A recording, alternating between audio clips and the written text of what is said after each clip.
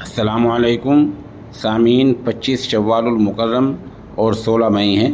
خبر کا عنوان ہے حج ٹریننگ کیمپ۔ یہ کیمپ مغربی اتر پردیش کے ضلع شاملی کے قصبہ کیرانہ کے دینی ادارہ مدرسہ اشاعت الاسلام میں آج صبح 9 بجے سے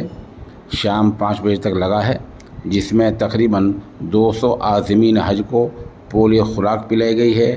وبائی مرض سے بچنے کے لیے ٹیکے لگائے گئے ہیں، اور مولانا برکت اللہ امینی، جمعیت علماء تحصیل صدر ماسٹر سمیع اللہ خان، ڈاکٹر عظمت اللہ خان، ڈاکٹر چورسیا اور دوسرے لوگوں نے جہاں عازمین حج کو حج کرنے کا طریقہ بتلایا ہے، وہیں انہوں نے عازمین حج کو حج کرنے کے لیے جانے والوں کو وبائی بیماریوں سے بچنے کے طریقے بھی بتلائے ہیں۔ اس موقع پر حاجی تسلیم، حاجی بھورا، حاجی ابرار اور صوفی انیس، پیر جی انیس، ڈاکٹر عظمت اللہ خان، انتظار انصاری